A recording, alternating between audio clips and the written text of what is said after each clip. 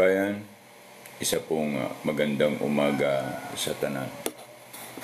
Unang araw ng Setyembre 2024. Inulan po ang Kuya Ed ng mga report tungkol sa update natin, which is schedule ko pumunta karon sa area to something to evaluate again something condition. So I decided na mag-live ako this early Sunday, the first day of September. In-inform nila ako bayan tungkol sa drilling operation sa nangyayari sa Kingdom of Jesus Christ, which is it come na very obvious na hindi na si Kibuloy ang kanilang hinuhukay. Merely on this, na alam naman natin bago umunlad o maging malaki ang antas at kalagayan ng Kingdom of Jesus Christ, ay si Kibuloy ay nagmula sa mga representasyon ng tribo. Tinanggap si Kibuloy ng mga tribo dito sa Mindanao. And we are looking forward to define what is the true meaning and reason kung bakit meron na ngayon treasure hunter group na dinala o pinadala through Abalos, Marbil, and Diwata Torre. Bayan, clearly on these conditions that they are not looking for Pastor Kibuloy. Recently, before this year, I think 2011 or 2000, between 2004, from 2004, going in this present, there is a lot of rumors that Pastor Kibuloy, listen bayan, listen, this is an actual information be gathered, that Kibuloy received a lot of gold, came from some supporter of the tribal. Blaan, Talaantig, Higaunon, Lumad, and the other tribals here in Mindanao. Sa ganito pong pagkakataon, ngayon natin nare-realize na ang mga ulat na yan ay nakaabot sa Philippine National Police. Hindi lang din dahil sa interesado ang National Police, kundi for the some information be gathered mismo sa mga miyembro ng Kingdom of Jesus Christ. Kaya kung hindi nagkukukwento o nagsasasalita ang some members of Kingdom of Jesus Christ, hindi marireceive ang bilateral informations that now they are forcing and using characters to employ inside the Kingdom of Jesus Christ. Kung bibilangin mo from the first day up to the present, lantaran at kadami-daming kaso ang kanila pong haharapin. Gaya nga ng speculation to be nullified and notified by the legal and then the representative of the Kingdom of Jesus Christ, bounding that there is a lot of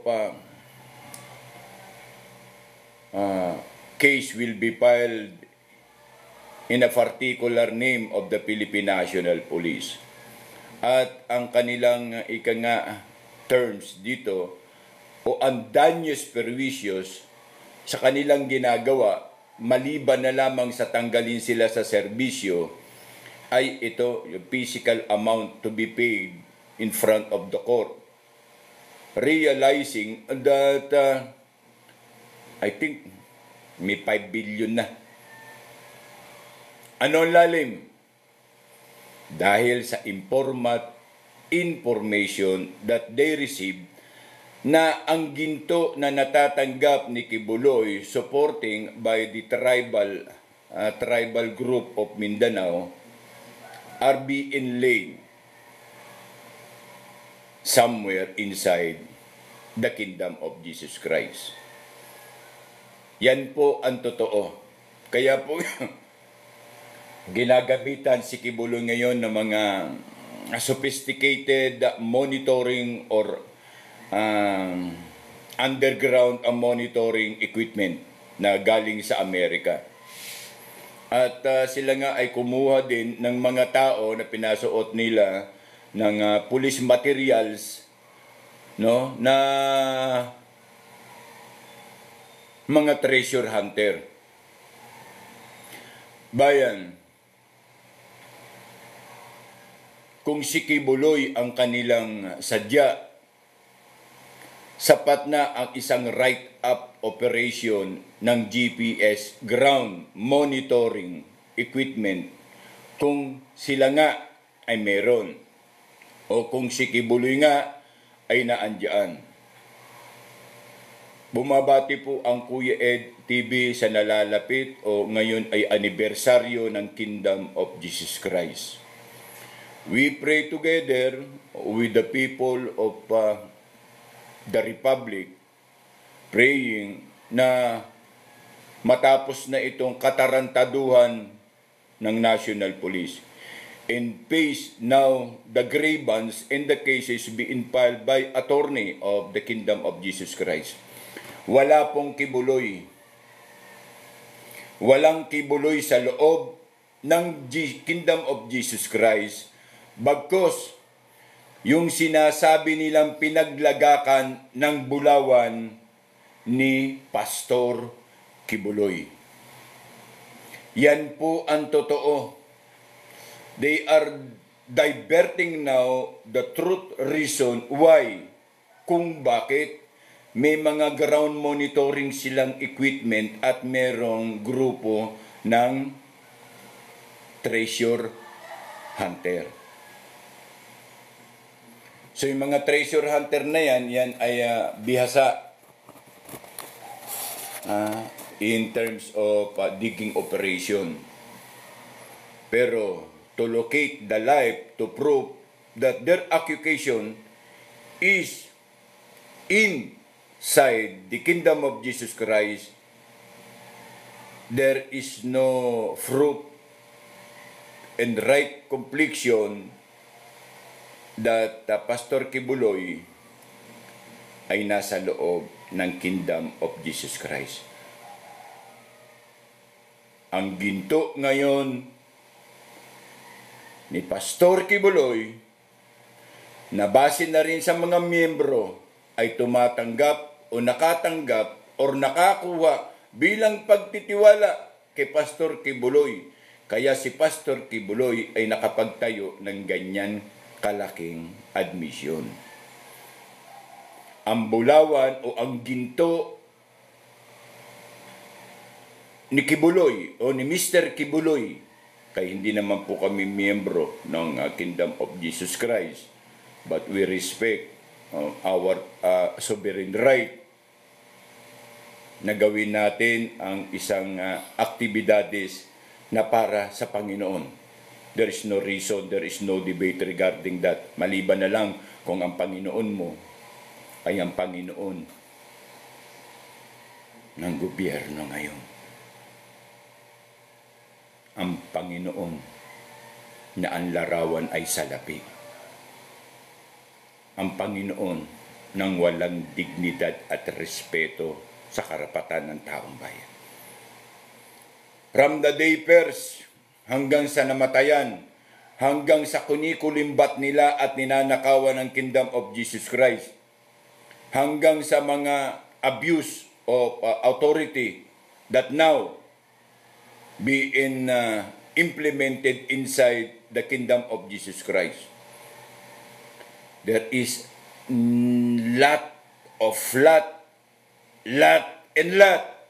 violation na kakaharapin nila Abalos, Marbil at Diwata Torres. 10 ng kanilang mga opisyalis na ginagamit ngayon, hindi po sila makaliligtas. It is a record screaming, detailing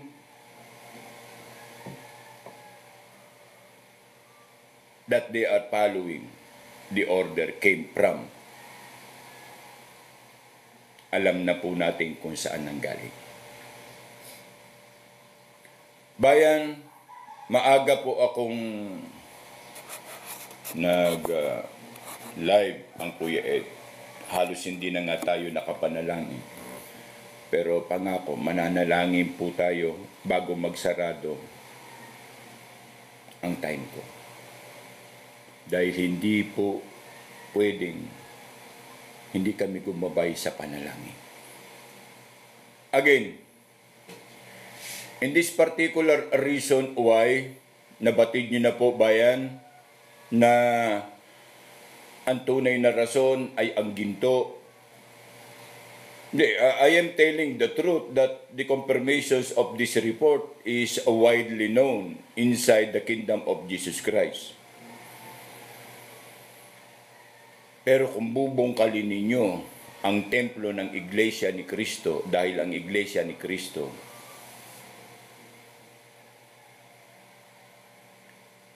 sa labis na pananampalataya ng mga kapatid ay hindi mapapasinungalingan. I think I am not comparing Kingdom of Jesus Christ to the INC. I have very high respect to the INC. I learned much, I learned more. Nakita ko ang sarili ko sa doktrina ng Iglesia ni Cristo. And I believe, and I am just conferring kung ganyan ang kanilang gagawin because ganito, suspastilan manulay. Ang demonyo tutulay sa alambre. Sabi nga ng salita ng taga-Samar, manunulay ha alambre. Sorry, di kakayanin. But for the subject of continuation, ano po, ang katotohanan po nito ay makatutulong, no? At gusto nating malaman nila the act of violations, binayolate nila ang human right, binayolate nila ang karapatan ng tao, binayolate nila ang karapatan ng mga miyembro, at binayolate nila ng tahasan ang order ng korte. So dito mahuhulog ang mga demonyo. Dito. And the whole community of Filipino, even on the other side of our country, even in the neighboring country, even sa malayong, sa ibayong dagat, are shouting that BBM will decide to resign.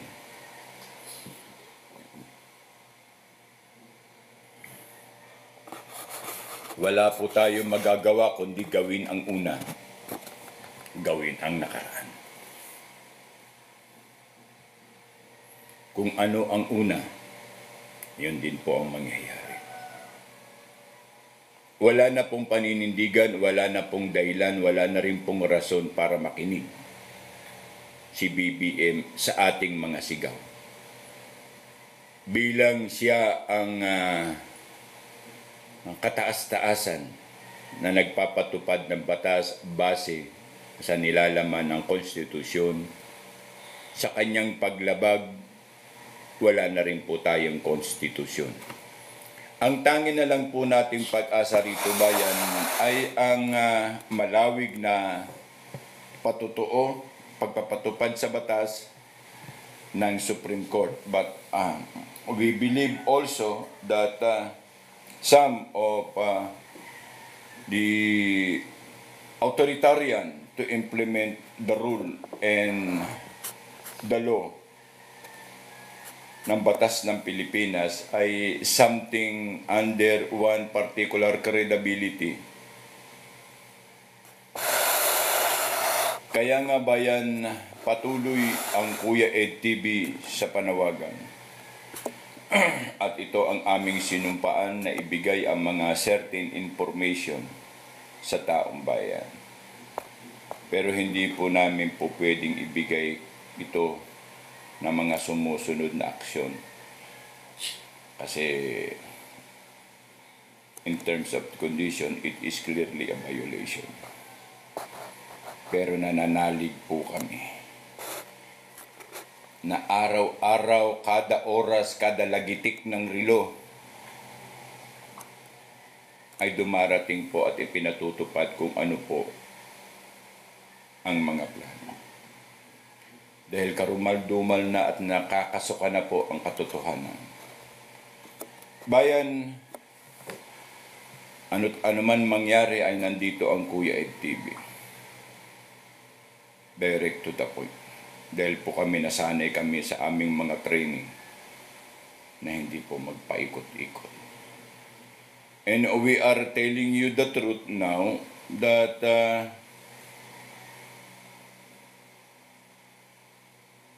we are trying to litigate again the correct information that our people needed. At labis ang ating pananalig sa Ama na naandyan siya sa bawat sandali. Naandyan siya para gabayan ang taong bayan at ang mga leader at ang sandatahang buo na at handa na. Even we give our life to accomplish the missions, we will. And we can.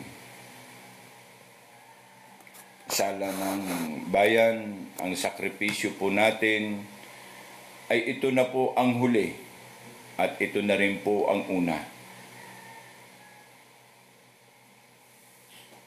Nagagawin nating sama-sama sa iisang tinig ang pagpapaalis sa wala ng maayos na liderato. Wala na pong malinaw na takbo ang ating bansa.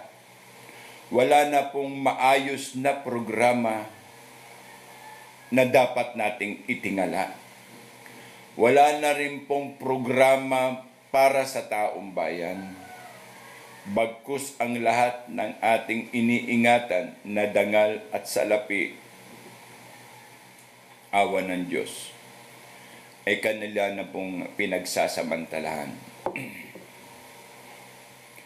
At nakahanda na ang kanilang mga puppet para tumakbo sa mid-elections of 2025. Kung tayo po iaabot pa sa mid-election ng 2025. But clearly in the position na ang Agila ay pinagtutulungan ng mga mababangis na kalaban sa Kongreso sa kanilang hearing appropriate para sa budget of 2025, ang mga gunggong sinupalpal ng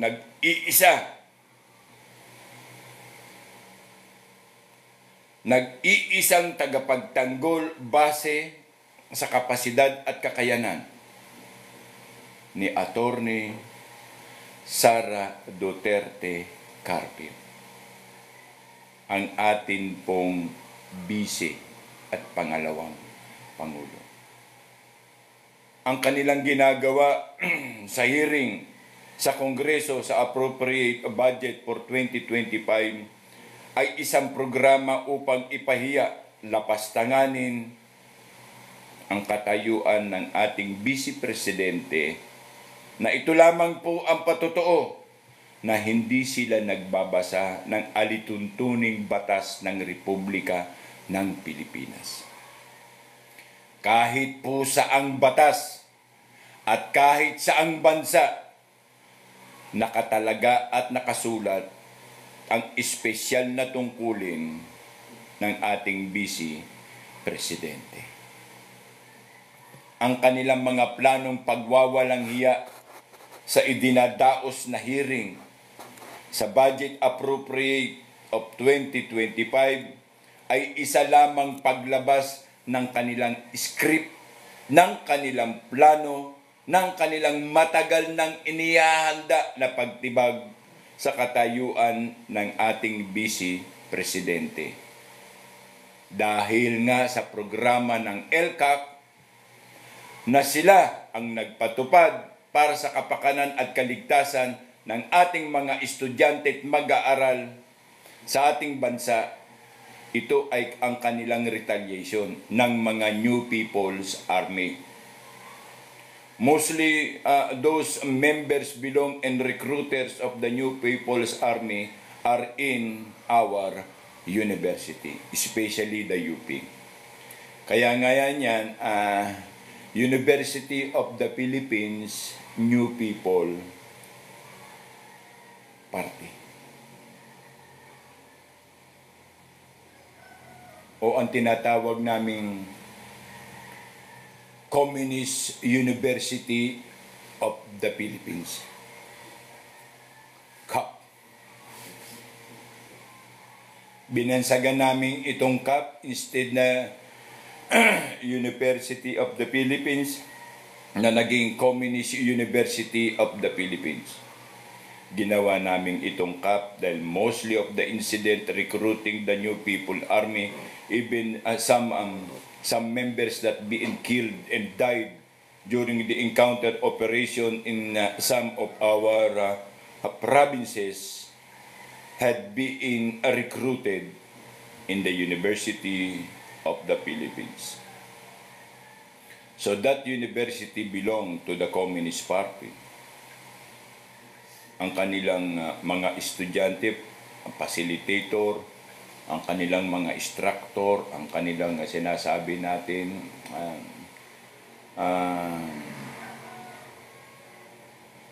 mga instructor ng mga kurso, basta University of the Philippines are all member and connivance connected to the New People Army recruitment.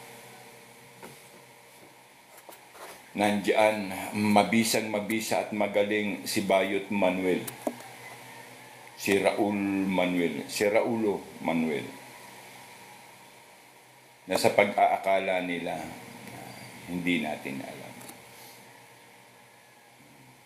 Now, the University of the Philippines become the Communist University of the Philippines.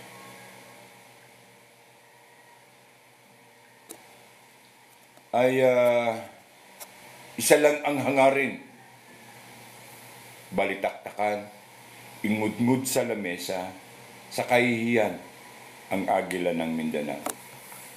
But finally, ladies and gentlemen, we finally find out that even lahat na nakaatin sa hearing na to ay magsama-sama at magtulong-tulong in the one plus of light,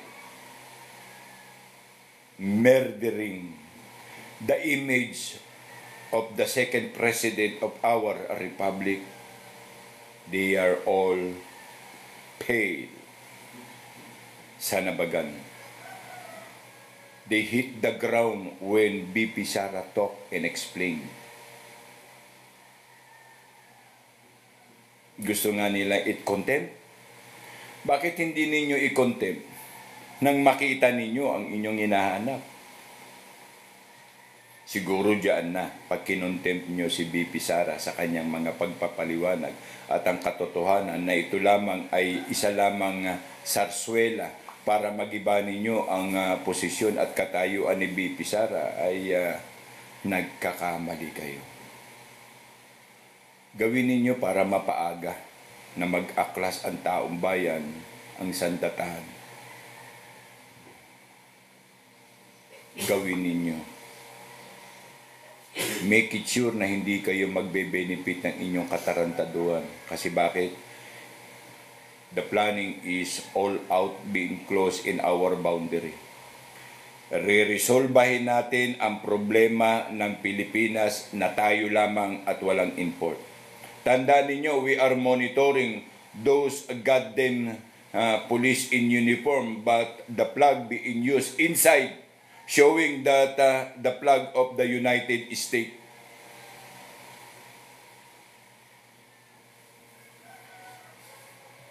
May mga mata na patuloy na nagmumonitor 24/7. Bayan, ako na magsabi sa inyo. Just waiting for the confirmations for final.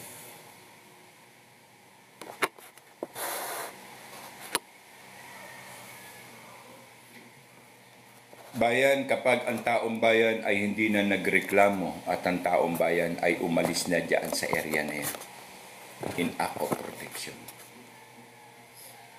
Wala na kayong maririnig na may tumututol, wala na kayong naririnig na meron ng nagre-report. O wala na rin nagre-report. Na parang isinuko na ng biglaan ang kanilang karapatan. At wala na kayong makita. Yung mga pulis na hindi involved at tumatanggi ang kanilang kalooban, marami po salamat sa inyong gift. Bayan. We are instructing the lower rank of the PNP that being built and used in this goddamn operation of some demons on your line. Wala po kayong ibang gagawin kundi isurrender ninyo ang inyong sarili in a mayor's office. Kung hindi sila sasama sa inyo, wag na kayong mamili pa. Dahil kung wala na ang taong bayan dyan at parang isinuko ng lahat, there is something coming in na matagal na nandiyan at nagpiprepare. We are advising you and we are reminding you. Hindi po si Kibuloy ang subject ninyo dyan, kundi ang Bulawan na matagal nyo nang minomonitor at nalalaman. Base na rin sa criteria at some expeditionary information na merong inilalagak o merong maraming, I think almost a tonelada, a ton of gold inside somewhere in Kingdom of Jesus Christ. Yan po ang inyong tunay na target. Kaya po, pakapalan ng muka, walang batas-batas. Sa totoo lang, wala pong batas-batas na nangyayari sa Kingdom of Jesus Christ. All that PNP actions is violation. Well, in that characters, in that proponent base, the aspect of implementing that kinds of stupid law are projecting, imposing the necessary that one day the Philippine National Police will come back in the zero age.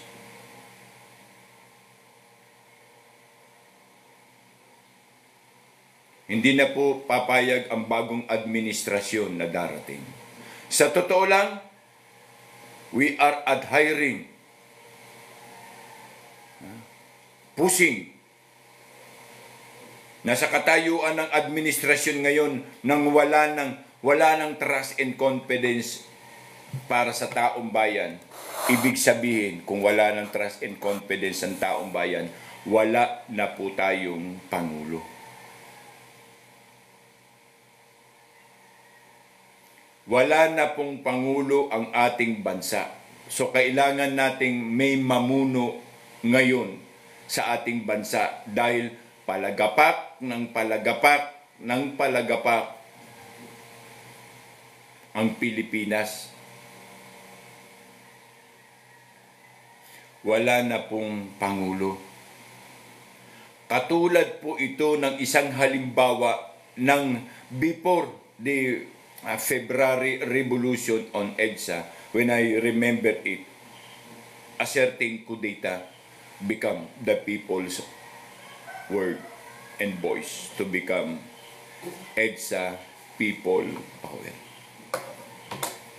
I remember since February 10, a meeting that being held in Malacanang, posing in a certain informations that and really are not engaging correctly in the means that Ferdinand Marcos is the Republic President. Unti-unting bumabalik ang pananaw noong February of 1986. February 15, February 16, 17, 18, 19, that pushed the AFP, the certain group of revolutionary soldiers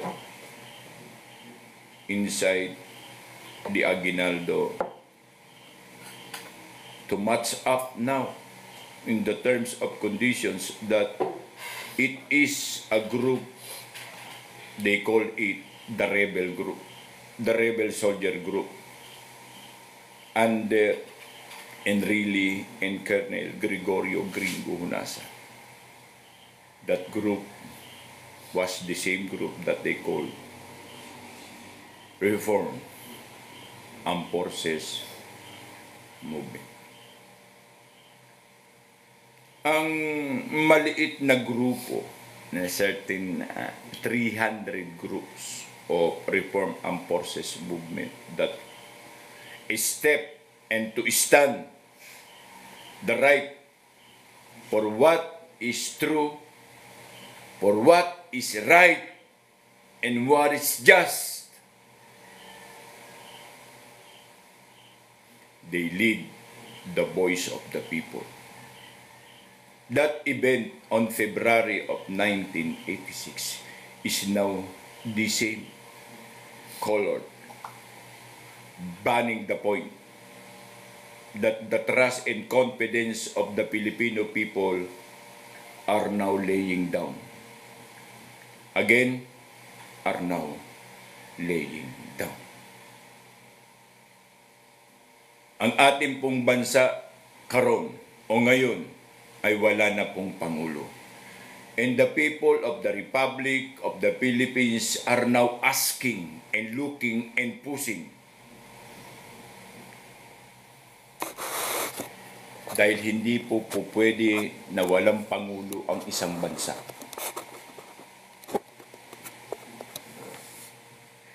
And we are now shouting to the peoples of the Republic of the Philippines, we have the right people, a great choose to become the next president. We are one shouting that kinds of perspective that this personality, that this person become the new Republic President. Bayan,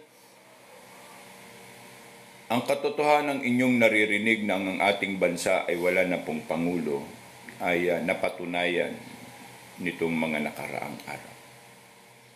Dahil kung meron tayong Pangulo, hindi nagaganap ang nangyayari sa Kingdom of Jesus Christ. Kung meron tayong Pangulo, ay makikita natin ang Pangulo na siyang mismong gumigit na upang maibsan ang mga problema ng taong bayan.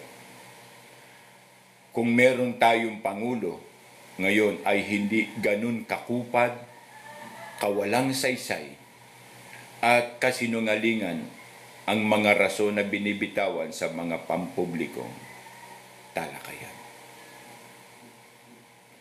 Ang pagiging Pangulo po ng ating bansa ay hindi basta dahil sa pagiging Pangulo lamang, bagkus ito ay ginagarantihan na ang katayuan ng ating bansa at ng mamamayan ay prioridad na pagserbisyuhan at paglingkuran. And we hope in this na malinaw sa sigaw ng taong bayan ang mga pangyayari. Pero patuloy na itinatanggi at tinatalikuran ang kanyang obligasyon. Marami pong salamat sa inyong ibinigay na gift.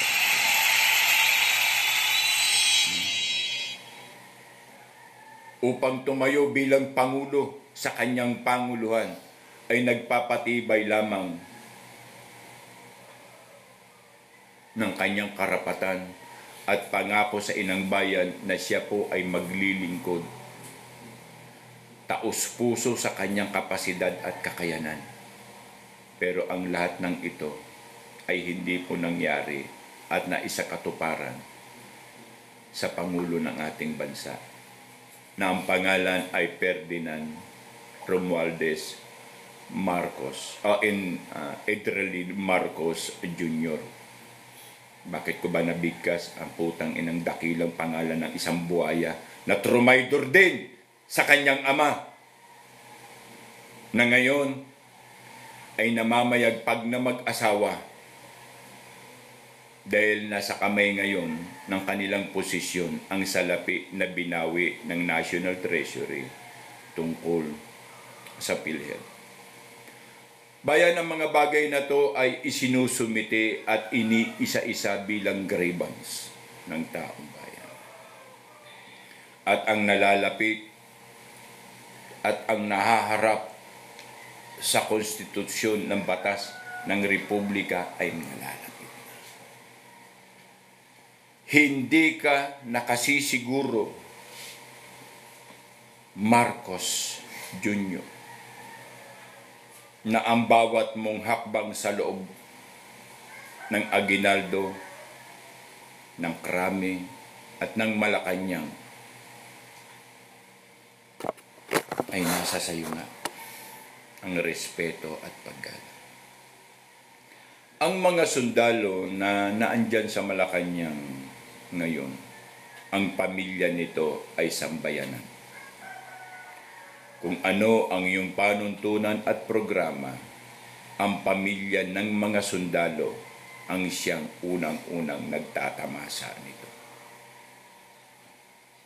Kaya nga siguro sa paghahangad na mahatian sila ng $2 million bounty na ibinigay ng Amerika, kaya nababaliw si Abalos, si Romualdez, si Marbil, at si Diwata Torre, at ang mga ilan pang tagasunod niya from the rank of captain going to colonel. Nililinaw lamang na sa inyo na ang lahat ng ito ay napatunayan na at ang lahat ng ito ay nangyayari na nga. Isa na lamang po ang inaantay na mangyari, na maulit ang February action decision to become the coup d'etat, become the EDSA People Power Revolution. Bakit namin nasabi? The masterminds are still kicking. The officer and the gentleman that expedite, execute the planning are still live and kicking. Ito po ay isang paalala lamang, Mr. Ferdinand Marcos Jr. Baka dumating ang time ay marinig mong klaro ang isang salita, that President, you know, your time is enough. Then enough is enough, Mr. President. Wala tayong mahimo kahit ano nang sukatin namin. Kahit ano nang sukat ang gawin namin, kahit ano nang sukat ang isigaw ng taong bayan, nananatili kang walang aksyon. Nananatili kang walang pakialam. Nananatili ka sa mga bagay-bagay at iyo pa itong sinusuportahan. Unang tanong lang kung ikaw ay nasa wastong pag-iisip o kaisipan. Isang tanong lang ng taong bayan, bakit mo nasabi na ang mga pumasok na pulis sa Kingdom of Jesus Christ ay hindi sandata? Bakit mo nasabi na pumasok sila ngunit hindi nanakit? Paano mo nasabi na pumasok sila at hindi nantirgas?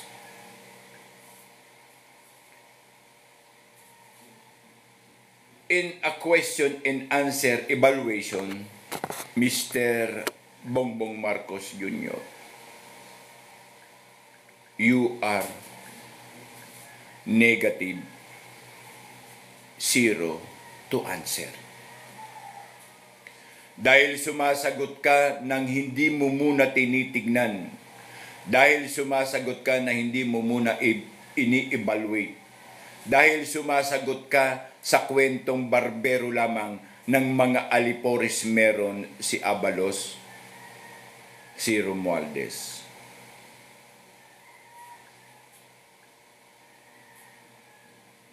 Hindi po kami tanga, Mr. President. And one day and so on, again the peoples of our republic or the peoples of the Philippines will act again sooner and later na later.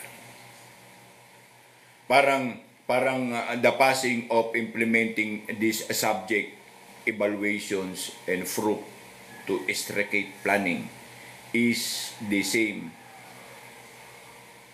as your goddamn father sit in the throne.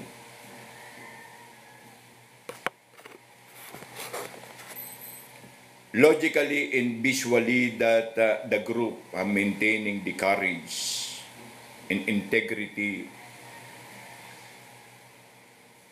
for the people are still alive. Mr. President are still alive. Nasarapan ka sa iyong upuan na sa pag-aakala mo ay wala. Pero meron.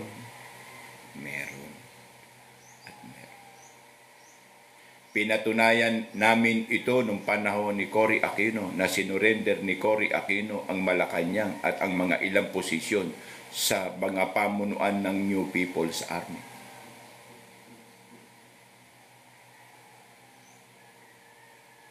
Since 1987, 88, and 89. Lot of the Filipino soldiers from Ranger Army then Marines died, and some officer and member of the Philippine Air Force also died in Villamor.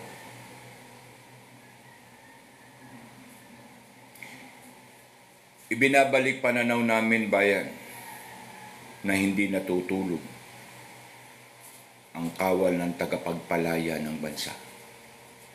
Pero hindi po ganun kadali ang pagpapa-implementa nito dahil nagbubuwis ng buhay ang tagapagtanggol ng bayan. Pero Mr. President, don't be unclose for these reasons that you are clearly violating the right for the people. At hindi mo tinupad ang mga pangako mo nang ikaw ay naglingkod. Bagkus sinamantala ninyo ng inyong pamilya together sa pamilya ng Araneta.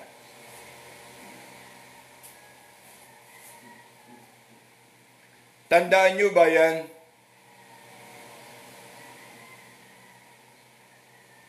Ang sandatahang tagapagtanggol ng bayan ni kailanman ay hindi natutulog. Nagsasalita po ako sa inyo rito, sa inyong harapan bilang ang Kuya Ed TV. Direct to the point. Dahil hindi po kami sanay sa mga palibot-libot or pasikot-sikot. Ginagawa po namin ito sa patuloy naming hangarin na proteksyonan at suportahan at ipagtanggol ang taong bayan. Hindi man namin kayang ibigay ang 1 kilong bigas para inyong ilagay sa hapagkainan. Ngunit ang damdaming gusto naming malaman nyo, respectively, na may kakampi kayo, ay napakalaking bagay na po para sa amin. Dangan nga lang sa mga iilang negatibong komento ng mga BBM side. Hindi po sila tunay na BBM. Sila po ay mga dilawan. Dinudurog lang nila ng dinudurog ang larawan at imahe ni Bongbong Marcos. Dahil sa kategorya ng kanilang mga rason, ng mga walang paninindigan at katotohanan. Nalalaman mo na lang sa rason ng isang tao sa kanyang komento kung siya ay merong wastong kaisipan. Kung ang rason ng kanyang komento sa programang ito ay walang saysay dahil sa ang taong nag-comment ay walang saysay. Kung ang komento ng tao sa programang ito ay negatibo dahil ang tao na nag-comment ay negatibo. Kung ang kanyang comment ay may pagkatanga, ang taong nag-komento ay tanga. Kung ang nag-komento sa programang ito ay loko-loko o gago, ang taong nag-komento ay loko-loko at gago. At kung ang taong nagkomento sa programang ito ang nais lamang ay mag-away, ang mga BBM supporter at ang Duterte supporter, ang nag-comment, ang taong nag-comment ng komentong yan ay hindi tunay na BBM, bagkus mga dilawan. Walang saysay, walang kredibilidad. So, hindi natin dapat silang bigyan ng puwang at pansin. Nakikita po namin kayo. Kaya ang konsentrasyon ng aming panawagan bayan ay na kay Bongbong Marcos. Nasa Malacanang ka ng mga panahon na yon. Ikaw lamang ang tanging nakakakita sa tunay na damdamin ng iyong mga magulang. Kung ang pagpahalaga ng inyong mga magulang ay para sa taong bayan ba o dahil lamang sa iisang karapatan. Ano ang desisyon, Bongbong, ng iyong ama? That day, at that time, mas mabuti pang isurrender ko ang aking sarili kaysa magsakripisyo ang mamamayan. Am I correct? O am I wrong?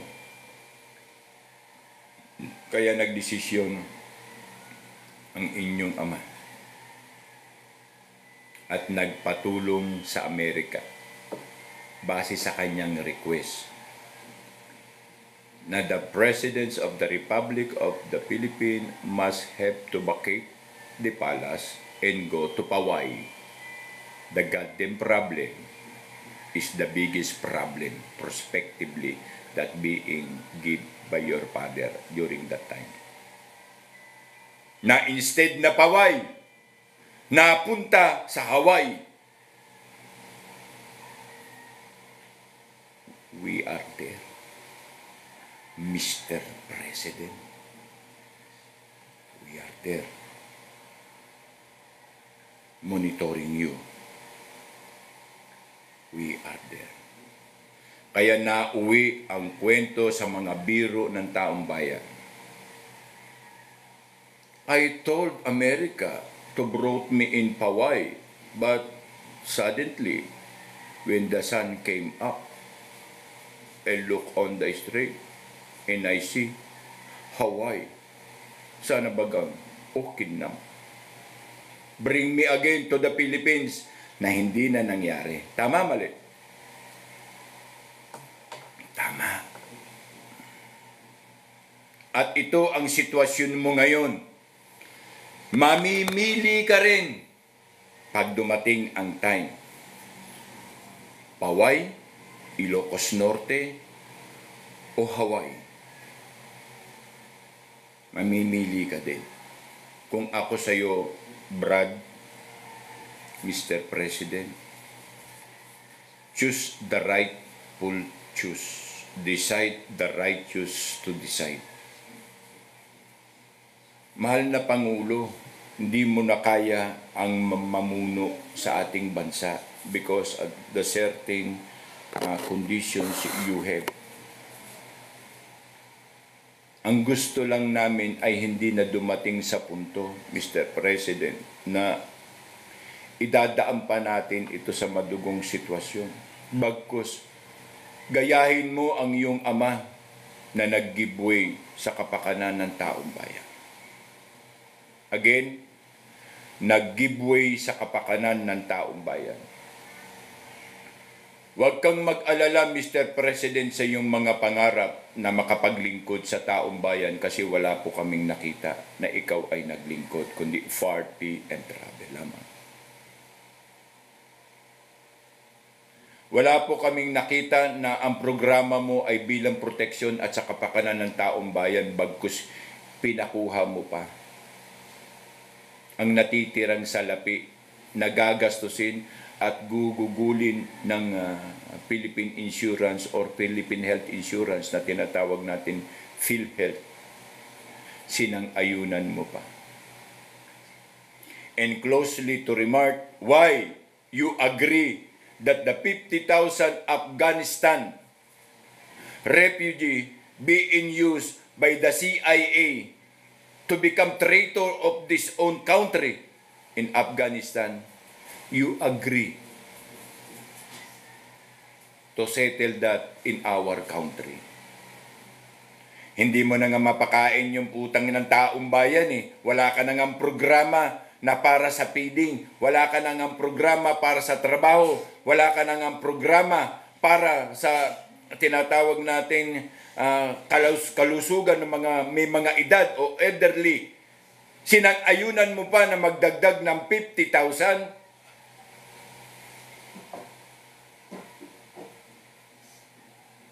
Napalamunin na mga ginamit ng CIA para mag-traidor sa kanilang bansa. Ngayon dadalhin mo rito, pinapayagan mo silang lumapag dito because they are processing their document to become US citizen. Asshole! God damn! Kung tanga ka at gago, Mr. President, ang taong bayan ay hindi. Hindi mo na nga mapakain at mabigyan ng tamang programa para sa trabaho? Magdadagdag ka pa rito ng 50,000 na mga palamunin na hindi mo alam kung ano ang mga karakter? Hindi nga yan marunong magsalita ng Ilocano sa salitang ukinanam. Bauninam. Tanggapin mo. Yan ang isa sa mga sumusunog na damdamin sa iyong pamunuan. Why? You decided to prove the request of goddamn United States, not asking first the people. Bakit?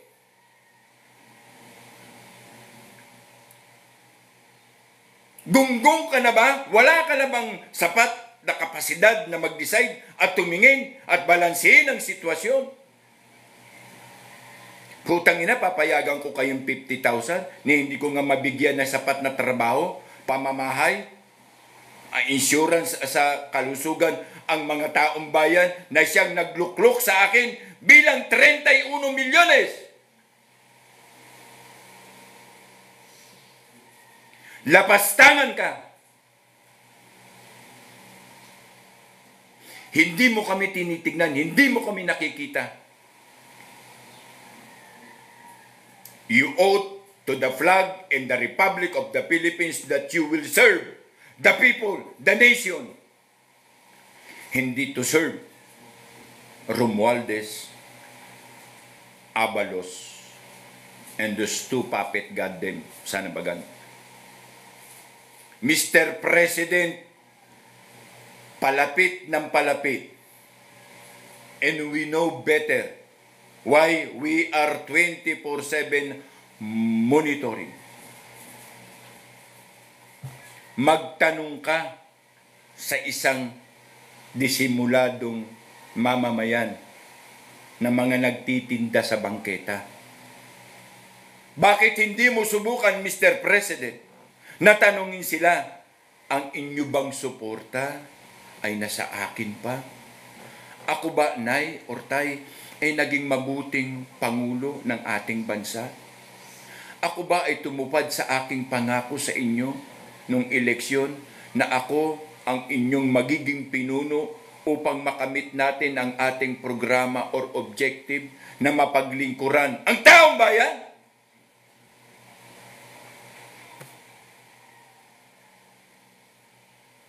N-O. No. Sa Tagalog, hindi. Sa malalim na Tagalog, wala. Itry mo, Mr. President, just go around. Lumabas ka sa putang inang Malacanang na yan. Try yourself. Visible to the public, visible to the people. Try. Ask. Kahit pa 10 batalyon ng putang inang Presidential Security Group, external man yan or internal man yan, together with the buffer crowd and advance party, go ahead. Ask the people. Kapag sinabi nila na Mr. President, maraming salamat po. Dati po dito lamang po kami sa Tagiliran nakatira at natutulog sa pamamagitan ng sako at karton. Ngayon, binigyan mo na kami ng tahanan. Dati po nagugutom kami kung kailan nang bibilin itong mga basahan na ginagamit sa sasakyan o pamunas na ginagamit sa sasakyan. Ngayon po, meron na po kaming 1 kabang bigas monthly. Bakit hindi mo subukan? Para malaman mo, Mr. President, kung ang loyalidad ng taong bayan ay meron ka pa. I am only asking. 10 lang ang tanungin mo. Pwede kang gumamit ng maskara. Ha? Pwede kang gumamit, Mr. President. Mura lang yan. 50,000. Contingent plan. Walang makakaalam, walang gagalaw, walang kikilos, walang papansin. Mission impossible. Labas ka. Diyan na lang sa gate. Diyan na lamang sa gate. Diyan na lamang sa gate. Gawas ka. Wag mo nang tanungin bayan, wag mo nang tanungin ang presidential, yung barracks natin malapit sa Otis, yung barracks ng security. Kasi isa lang ang sasabihin niyan, yes, Mr. President, you are good president, God damn it, sana bagad. Lumabas ka. Sa Otis na lang, sa Pandakan, labas ka. Gumamit ka ng Mission Impossible. Tapos tanungin mo, kamusta po kayo, Nay? Maganda ba ang patakaran ni BBM sa ating pamumuno ngayon ni BBM sa ating bansa? Nang maramdaman mo, Mr. President, kung ano ang sagot ng taong bayan, mararamdaman mo ang hinaing. Mararamdaman mo ang tampo o galit. Mararamdaman mo dun, mabibigyan mo dun kung ano ang iyong pagkukulang. I am inviting you. Huwag mong sabihin, destabilizer, si Kuya Ed, mga grupo yung destabilizer. Well, I belong to the dreams that shall never die. Ang sinasabi ko lang sa iyo, Mr. President, tinutulungan kita para makita mo ano ang rason, ano ang sanhi, ano. And I know you are class 34 of the Philippine Marines.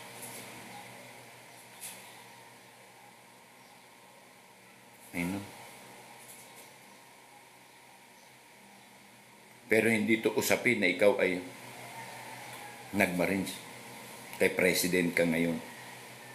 We done everything when we were young just to accomplish that we are responsible. But now, it's not.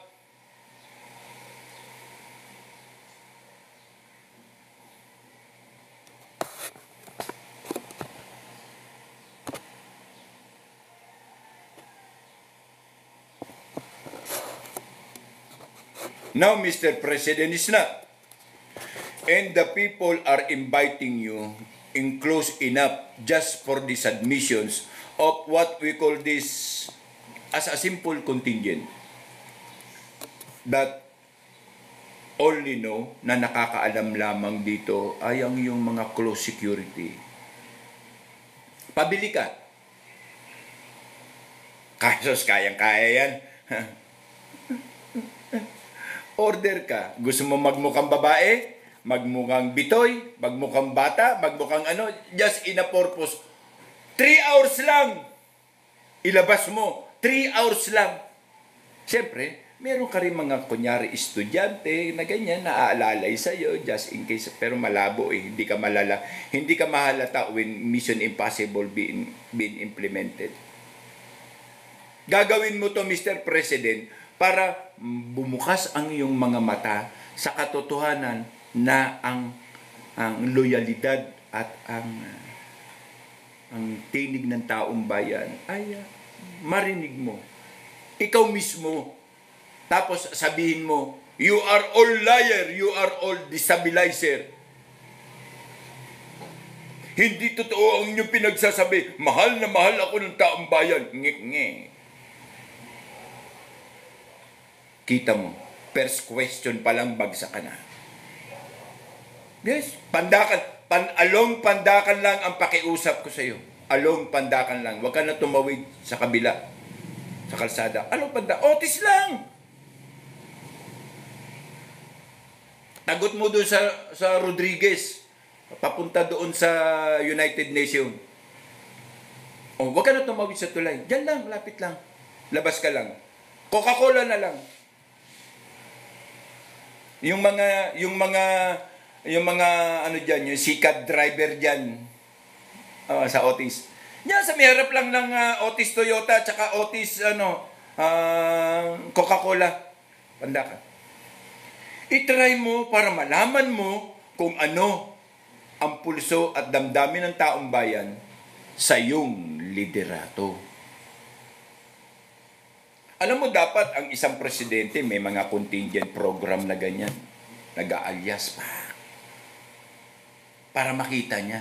Mapulsuhan niya, ang taong bayan, ganito ang taong bayan. At pagkatapos mong mapulsuhan kung ano ang damdamin ng taong bayan, gumawa ka ng programa. But I am advising you after this. You have to decide. Mr. President, lagyan mo ng saysay ang iyong panunungkulan. At ang pinakamagandang saysay dito, Mr. President, is you have to decide. Seryoso po, Mr. President, bilang pagmamalasakit at pagmamahal. Bilang kami ang nagluklok sa iyo. Karapatan namin ito. Sermonan ka, pagalitan ka, karapatan namin. Dahil hindi mo kami po pwede pasinungalingan na kami ay isa sa mga instrumento kung bakit ka nakalakad muli sa Malacanang. We are the people of the 31 million giving you a prospective trust that you will have a positive program for the people, through the people, and by the people. For what is true, for what is just, and what is right. Now, all that facts of questions now are retaliating to come to you, in front of you, discriminating your probability, your attitudes and behavior, and your program too. Mr. President,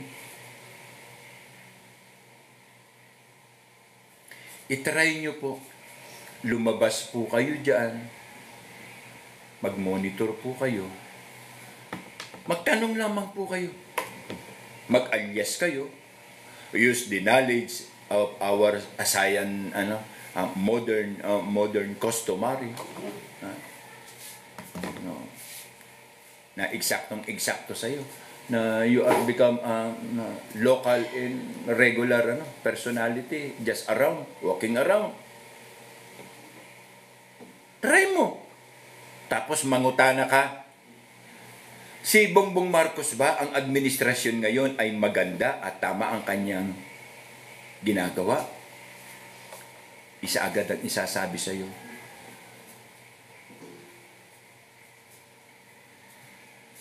Lalo na ang mga dumanas ng baha because of your program of 5,500.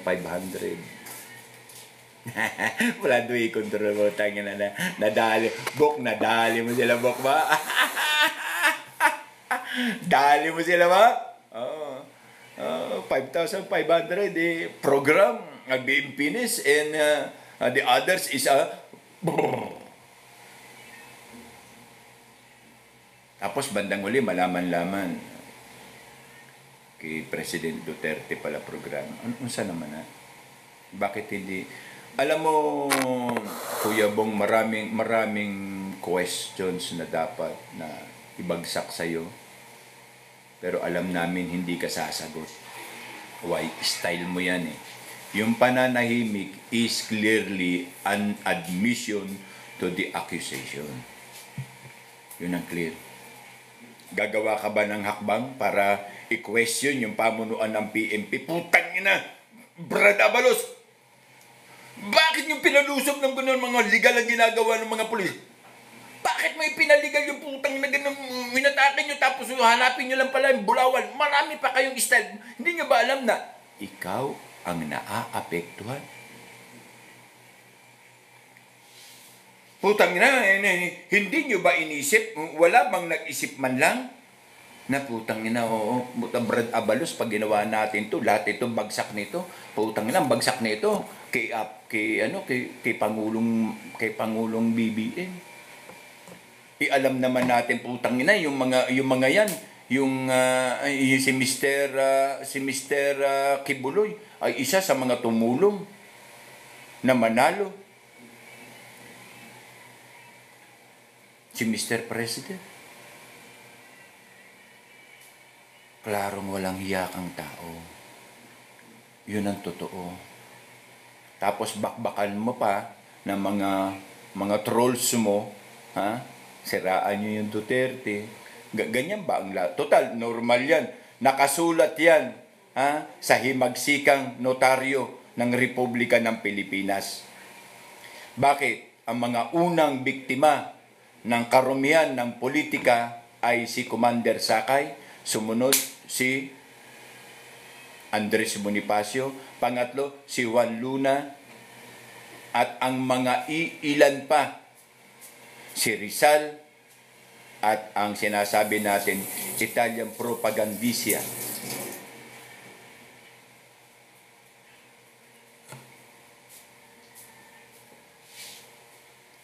Bayan, ngayon, alam na ang katotohanan sa istorya ng Pilipinas. Bayan, alam na kung ano ang istorya, but it is the same characters now.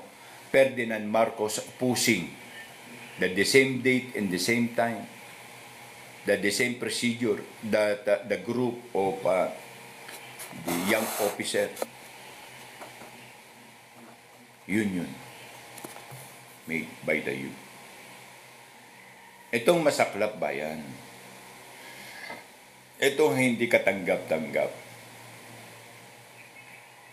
alam na, nakikita na, sinasabi na ang totoo, pero hindi pa rin ito pinakikinggan. Talab na, dungisan na, at meron ng mga na-involved na buhay. Hindi pa rin ito tinitignan. Nakikita na may mga malaking problema, ngunit hindi ito ginagawa ng paraan. Nakikita na rin na tayo ay nahaharap sa isang digmaan ng dahil lamang sa oil sa West Philippine Sea. ngunit hindi ina-action. Hindi pa nga nakababayad, kung totoo, hindi pa nakababayad sa Marcos family ang China because of the development of 1970. Hindi pa nakababayad ng utang ang China sa Pilipinas. Dahil nagkikipit balikat tayo na wala tayong sophisticadong armas, ay hindi tayo gumagalaw. Kaya yung ating kahinaan ay ang ginagamit nila. Weak side, weak reason, weak mode, weak. Hindi. Russia, siningil na ba? Nagbayad na ba ang Russia? And the other country na kung totoo ang sinasabi ng iyong ama ay may pagkakautang, maging ang Amerika, maging si Ronald Reagan ay may utang na trilyones na halaga ng ginto. May nag-isip ba sa Republika ng Pilipinas sa mga namuno na may panahon na para singilin ang mga sumusunod na bansa? Kalaki ng Russia during 1960 ng utang. Kalaki ng Amerika during the 1960 din ng utang. Ipagpalagay na natin totoo yan dahil sa Talianos Gold. Sige, tanggapin natin. Tinanggap na natin. Walang reaksyon. Walang programa. Walang naniningil ng utang. Di dapat ang taas ng respeto sa atin ng China. Putang ina, kung nagkataon. Alam nyo ba nung mga panahon noong 1960s, 1970, kapapanganak lang ng isang nanganak na China, ang Chinong babae, kailangan nilang bungkalin ang kanilang lupa. At hindi namumuhay sa mga magulang ang mga bata. Kapag ikaw ay matanda na wala ka ng saysay, hindi mo na kayang humatak ng araro, ikaw ay pinapatay na lamang. So para magkaroon ng puhunan at makadevelop sila ng mga panahon na yon, dahil kinuha ng Japan ang lahat ng kanilang ari-arian ng Second World War at itinanim ang mga ari-arian na yan dito sa Pilipinas, especially in Mindanao. Pinautang ni Ferdinand Marcos. At ang karamihan sa mapa before na ma-develop doon kay Yamashita ay nakuha ng yung ama. Ngayon ang mga pinagkukuha, ginamit ang sandatahan.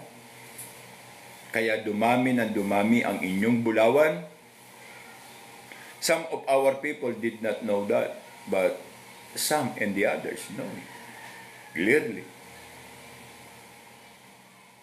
Hindi ka nga nag-isip. Okay, sa mga recovery group ng treasure hunter, I giving you the authority. Just ask the government to assist you. Bungkalin ang dapat bungkalin, ilocate ang dapat ilocate. 50-50 ang gobyerno sa 50-50 ang gobyerno pa ang bibili. Di napakaganda, hindi tayo nagkulang, hindi tayo kinapos. Visayan region meron. Southern Tagalog meron. Especially in Mindanao, there is a lot. Pero walang nag-isip. Hindi nag-isip, hindi binigyan, hindi tinulungan. Sinasarili nyo na lamang. Napakalaking contingent yan. Ako, ito, sa punto lang, regarding treasure. Total, nanggamit kayo ng treasure hunter eh. Okay, sige, treasure. Ang tanga nyo, bay. Kalaki ng treasure dito sa Mindanao. Meron pa rito kung I think 128 bunkers being deposit. Hindi nyo pinag-uukulan ng pansin. Ang ginagawa nyo lamang, gatasan ng taong bayan ng dahil sa buwis, hindi inyo rin kakawatin. Di ba? Tama ako, Romualdez? Oh, nga pala, for your information, Romualdez, ikaw na ay ginagaya ni Trillanes magbigay ng bigas na mayroong pangalan at nilalagay pa ang Magdalo. Nananawagan kami sa tropa nating mga Magdalo. Agree ba kayo na gamitin ni Trillanes, ni Tililing, ang pangalan ng Magdalo? Oh, Nahahati lamang tayo sa dalawa, bayan, ang magdalo at ang magdiwang. Pero kung RAM ang gagamitin mo niyan, supalpal ka, hindi ka mananalo. Pero kahit tumakbo ka, tililing sa Caloocan, makakuha ka siguro ng boto sa Caloocan, o 1.1, 1.2%, but not 100%. Kasi hindi mga gago at tanga. Alam ng taga Caloocan ano ang involvement mo sa pagbebenta sa Scarborough Shore. Kasama yung presidenteng namatay, na hindi naman pinaglamayan, namatay, na hindi man lang ipinaranas ang pagiging presidente, namatay, tapos wala lang, namatay lang, ganun lang, kasi involved naman din sa pagpapalabas ng Bulawan, sama si Roas. Kengkoy, mamili kayo ng inyong mga paglololokohin, lalo na sa administrasyon na yan.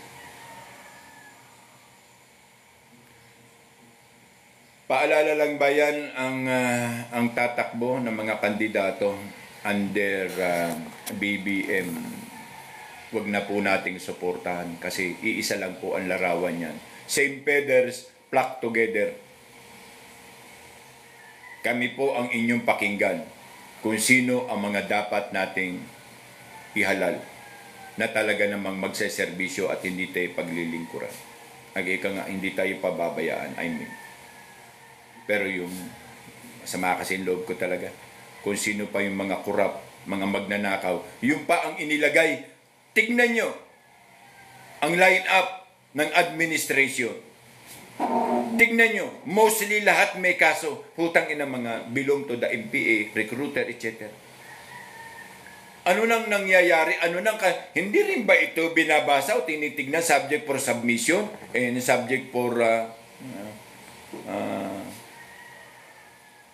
recommendations and proposal, submission? Wala bang nag-iisip? Wala ba, bayan? So wala. Ganun lang. Masabi lang, administration ka, ganun lang. Alam nyo, may mga merong nagpasako.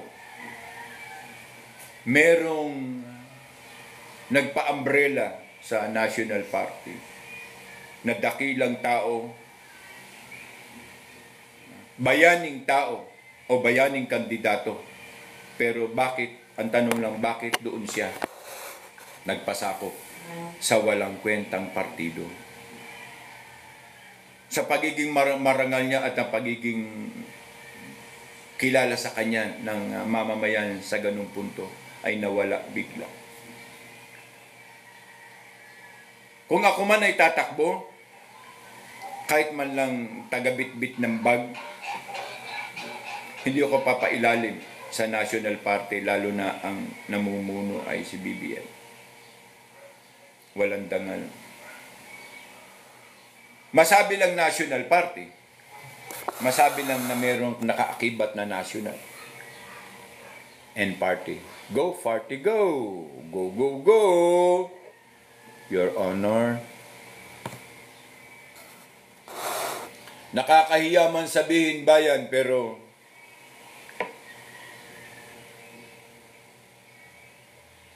the 100% support of the people of our nation in our republic are withdrawing the support. Klaro, withdrawing the support. Kaya nga bayan, no? Naibigay ko na ang hint sa inyo kung punto bakit galit na galit sila. At bubungkalin nila. Maiya naman kayo, araw na, ngayon, anniversary ngayon ng Kingdom of Jesus Christ. Ngayon hindi na yan Kingdom of God and Christ. Kasi nandyan sila lahat Pero kawawa lang. Muli, nananawagan kami sa mga lower rank na maapektuhan kayo ng kaso. Dahil sa sinasabi natin command responsibility, hindi alam ng inyong mga pamunuan. Hindi alam nung dalawa, si Marbil at saka si Diwata Torre, na you as a lower rank will be used against them. Hindi nila alam, no? Ang akala lang nila, we are successively take over the kingdom of Jesus Christ. And then, twing! The case now are being submitted in this honorable court. Tapos ang witness, Mr. Diwata Torres and Mr. Marbil and Abalos, is the lower rank. Kada tanong kayo ang ituturo. Tignan natin. Damages. Doon lang sa namatay, kaya niya naman bayaran yun, 5 milyon. Iyon kung makikita nyo ang hinahanap nyo. Alam namin, ang hinahanap nyo dyan ay ang bulawan ni Kibuloy. Ikaw, alam mo na bakat nila na ang AOR mo ay naandyan. Siyempre, iisipin nila na nagbabangker ka. Di ba? Gaya nga ng impormasyon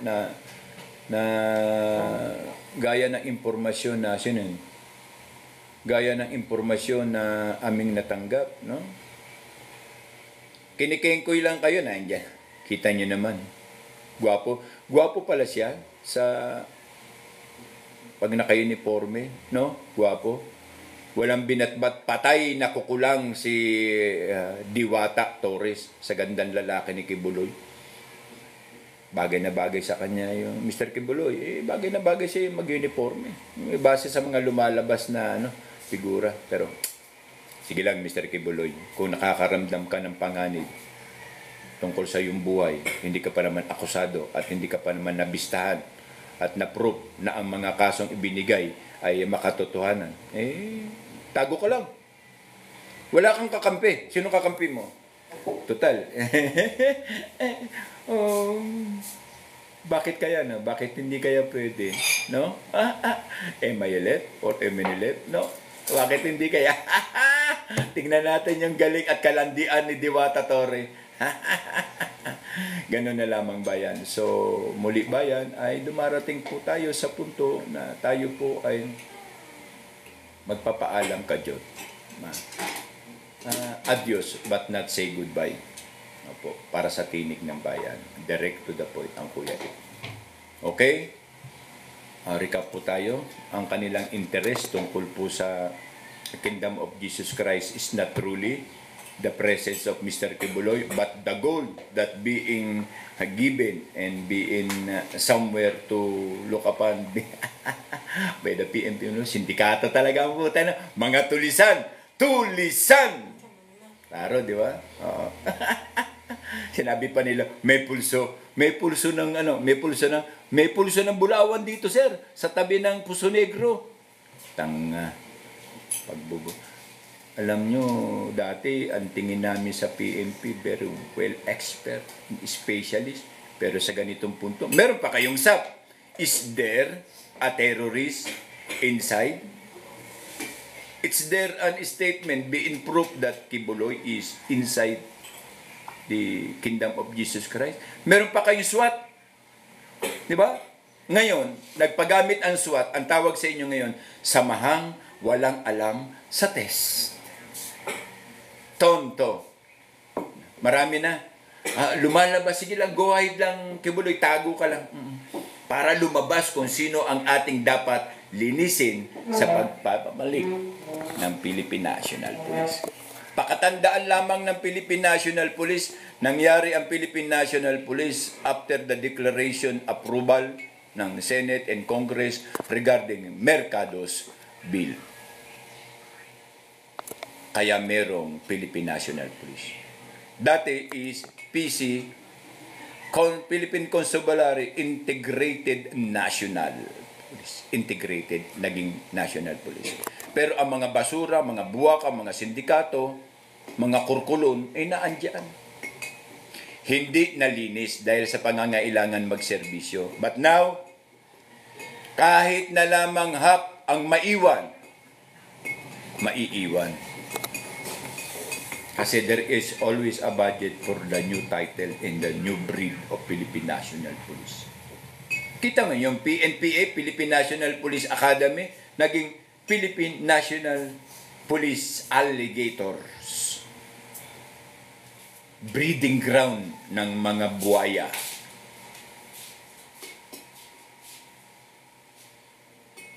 Kahit anong gawin ninyo, hindi aantas ang PNPA sa antas sa Philippine Military Academy. Kasi nationalism ang unang-unang doktrina ng pagiging mista. Integrity, loyalty, and that is the PMA. Diba? Ang PNPA, the breeding ground of the crocodile. Okay, iyan po ay pulso ng taong bayan kasi sa aksyon at ginagawa ng mga pulisya. Kasi kung makatwiran at onyo at ipatutupad ang Magna Carta ng pagiging pulis or constitutions and bylaws ng pagiging pulis sa kanyang sinumpaan sa publiko, hindi po ganyan.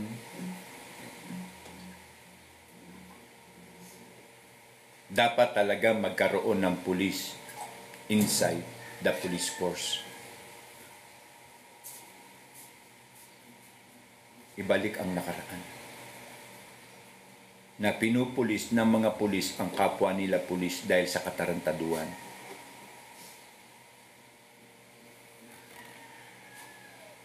Bayan, ang Kuya Ed TV po ay patuloy po. Kita nyo naman to, Monday to Friday, pero nakita ko po ang punto na dapat nyo pong malaman. Kaya binibreak ko agad ang sister. Nagpapasalamat po ko sa inyong lahat ng gift. Sa lahat po ng dumalo. Sa lahat ng nakinig. Maliban na lang doon sa mga dilawan. BBM na sila nga. Tapos magko-comment ng walang kakwenta-kwenta. At puro katarantaduhan kasi ang nagkomento ay walang kakwenta-kwenta at puro lang din katarantaduhan. Alam nyo, St. Peter's flock together yan. So muli, bayan, ang aking pangako na hindi po tayo nakapanalangin ay atin pong isukli sa ating Ama sa Langit. Mga kapatid naming Muslim, Assalamualaikum. Nawa sana ang kapayapaan at ang pag-ibig ay umiral sa bawat isa sa atin. Manalangin po tayo. Ama, marami pong salamat sa araw na to, Ama.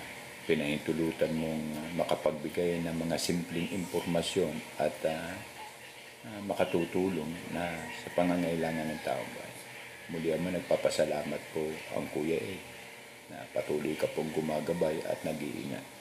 Sa mga biyaya pong binibigay mo sa aking sambayanan ay maraming salamat po, Ama, at sa sambayanan ng Pilipinas. Nagpapasalamat din po kami, Ama, at hinihingi namin, Ama, ang kapatawaran ng aming mga pagkukulang at pagkakasala. Ang lahat pong ito, Ama, ay pinapanaligan namin at sinasampalatayanan, Ama, na nasa amin at iginawad mo, Ama, sa araw na ito. Sa ngalan po na aming tagapagligtas at Panginoon na si Kristo Jesus. Amen. Muli, bayan, ay iiwan ko sa inyo ang kataga na maragi naming niyayakap. Hiling ko lang po, bayan, sa mga nanunungkulan ay yakapin din po ang katagang ito sa ating pong mga mahal na mamamayan na positibo at naghahangad ng tamang konkreto na pagbabago at reforma. Yakapin niyo po ito. Sa lahat po ng nanunungkulan sa ating bansa, yakapin niyo po ito kung kayo po'y karapat-dapat. Ang lupang dinilig ng luha at dugo, ang siyang basihan ng pamunuang tapat, ang puso sa inang bayan. Maraming salamat po at Happy Family Day sa araw po ng linggo at kauna-unahang araw ng Setyembre. Happy Bear! Bear na po! Happy Bear! Sana po wag na umabot pa ng isa pang bear to change the leadership through the leadership. Alam po natin lahat kung sino po ang karapat-dapat. Hindi ko na po bibigkasin. dahil siya po ang ating ina ng ating bansa. Marami pong salamat ang Kuya FTV muli. Maraming salamat po sa inyong pagdalo at sa inyong mga gift. Thank you very much po. Pagpalain nawa tayo ng poong may kapal. Amen, amen. Marami pong salamat. Maibigay na nawa ang para sa Kingdom of Jesus Christ. At sa mamamayan na nalupig at naapi ng mga buhaya sa gobyerno na pirmi na lamang nagbabantay sa kaban ng bayan. Mabibilaukan din sila, bayan. Marami po salamat. Thank you very much.